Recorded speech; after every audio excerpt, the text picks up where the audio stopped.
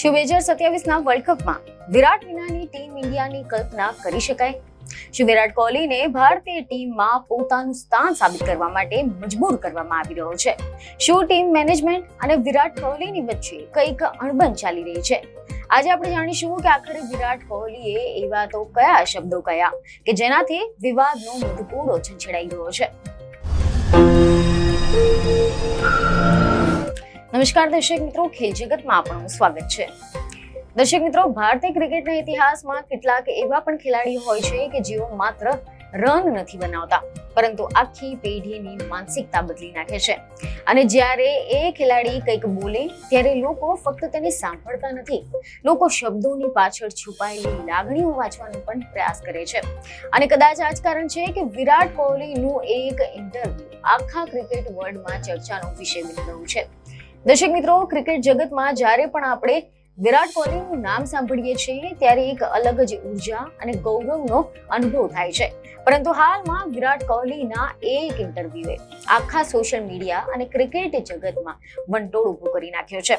કારણ કે આ માત્ર એક ઇન્ટરવ્યુ નથી પરંતુ એક મહાન ખેલાડીના દિલની પીડા અને તેનો આત્મસન્માન પ્રત્યેનો આગ્રહ છે. વિરાટ કોહલી કે જેને આપણે કિંગ કોહલી કહીએ છીએ, તેણે 2027ના વન ડે વર્લ્ડ કપને લઈને જે નિવેદન આપ્યું છે તેનાથી ઘણા બધા સવાલો ઉઠ્યા છે કે શું વિરાટ કોહલીને ભારતીય ટીમમાં પોતાનું સ્થાન સાબિત કરવા માટે મજબૂર કરવામાં આવી રહ્યો છે? શું ટીમ મેનેજમેન્ટ અને વિરાટ કોહલીની વચ્ચે કંઈક અણબન ચાલી રહી છે? આજે આપણે આ વિષયના ઊંડાણમાં ઉતરીશું અને જાણીશું કે આખરે વિરાટ કોહલીએ એવા કયા શબ્દો કયા હતા કે જેનાથી વિવાદનો મધુપૂડો છંછેડાયો છે. તો મીડિયામાંથી કેટલાક અહેવાલ એવા સામે આવી રહ્યા છે કે આ વાતની શરૂઆત રોયલ ચેલેન્જર્સ બેંગલુરુના એક પોડકાસ્ટથી થઈ હતી કે જ્યાં વિરાટ કોહલીએ પોતાના ભવિષ્ય અને ખાસ કરીને 2027ના વર્લ્ડ કપ વિશે ખુલીને વાત કરી, જેમાં વિરાટે સ્પષ્ટ શબ્દોમાં કહ્યું કે તે 2027નો વર્લ્ડ કપ રમવા માંગે છે, પણ તેણે એક મોટું પરંતુ પણ મૂક્યું હતું. તેમણે કહ્યું કે જ્યાં મારું મહત્વ નહીં જળવાય ત્યાં હું રહેવાનું પસંદ નહીં કરું.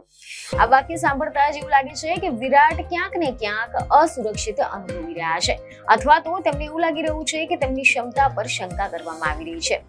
વિરાટે વધુમાં ઉમેર્યું હતું કે હું ભારતીય ટીમમાં મારા સ્થાનને લઈને બાબતોને લઈને વધુ જટિલ બનાવવા નથી માંગતો.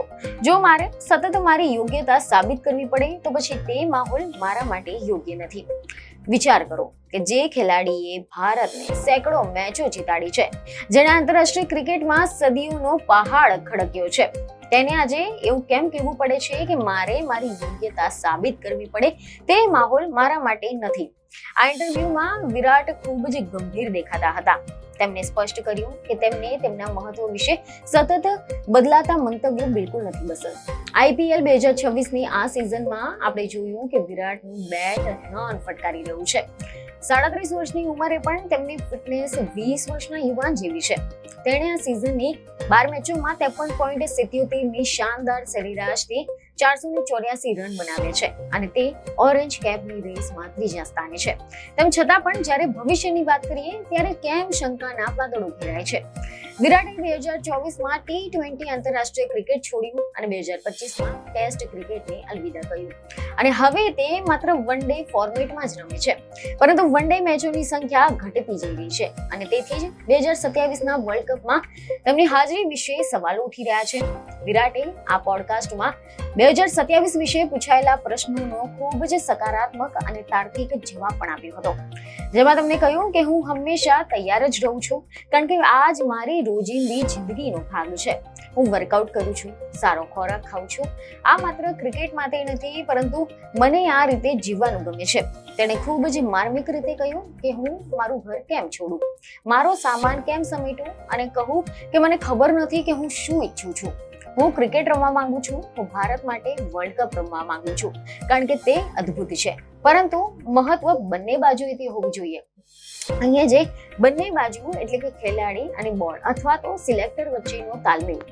વિરાટનો ઇશારો કદાચ ગૌતમ ગંભીરના તે નિવેદન તરફ હોઈ શકે છે તેવું કેટલાક લોકોનું માનવું છે. કારણ કે એવા સમાચાર સામે આવ્યા હતા કે ગૌતમ ગંભીરે 2027 વર્લ્ડ કપ વિશે કહ્યું કે તૈયારી IPL પછી શરૂ થશે અને અમે એવા ખેલાડીઓ શોધીશું કે જે દક્ષિણ આફ્રિકાની પરિસ્થિતિમાં સારું રમી શકે.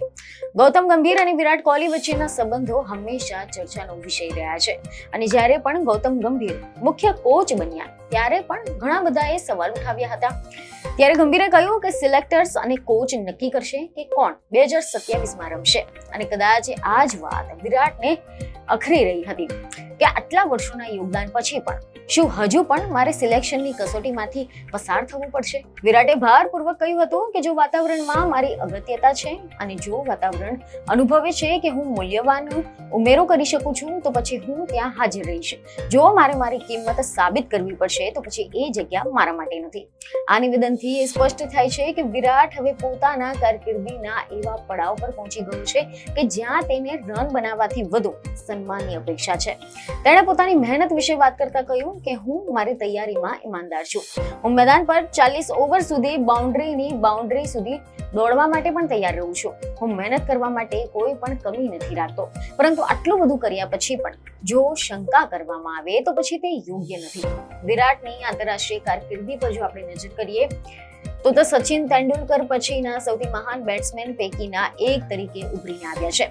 એવી ખબરો છે કે તાજેતરમાં જ તેમણે વિજય હજારે ટ્રોફીમાં દિલ્હી માટે રમીને ફરી એકવાર સાબિત કર્યું છે કે તેમને રમત પ્રત્યે કેટલો પ્રેમ છે.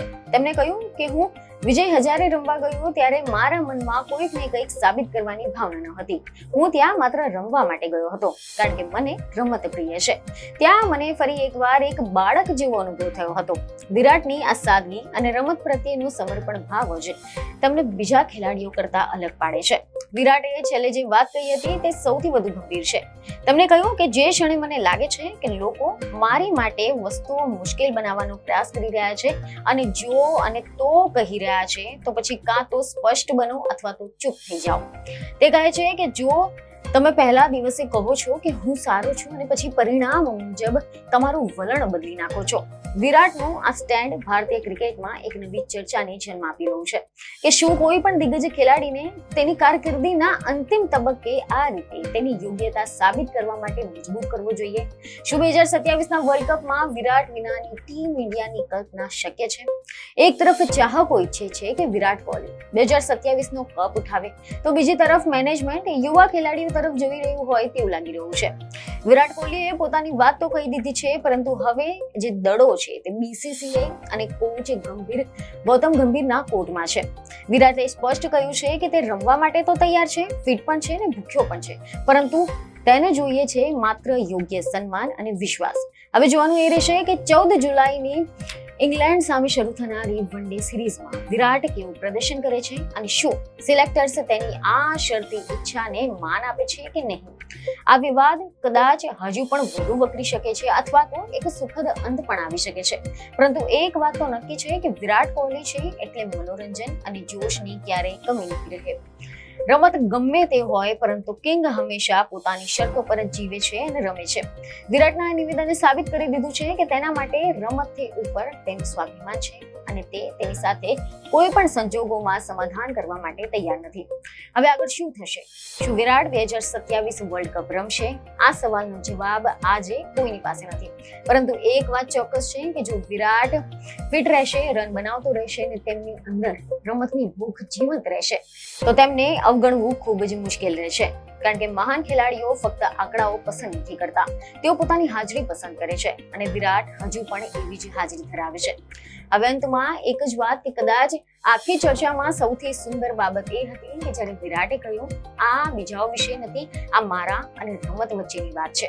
આ શબ્દોમાં એક એવું ખેલાડી દેખાય છે કે જેને પ્રસિદ્ધિ જોઈ છે, દબાણ જોયું છે, ટીકા જોઈ છે, પ્રશંસા પણ જોયું છે, બધું જ જોયું છે, પરંતુ અંતે ફરી ત્યાં જ પાછો આવી ગયો છે જ્યાંથી તેની સફરની શરૂઆત થઈ હતી, રમતના પ્રેમ સુધી. અને કદાચ એ જ કારણ છે કે વિરાટ કોહલી માત્ર ક્રિકેટર નથી, એક લાગણી છે, એક યુગ છે અને એક એવી કહાની છે કે જે હજુ પણ પૂરી થઈ નથી. અને કદાચ 2027 વર્લ્ડ કપ એ કહાનીનો છેલ્લો મહાન અધ્યાય બની શકે છે અથવા તો કદાચ એક નવી શરૂઆત પણ હોઈ શકે છે.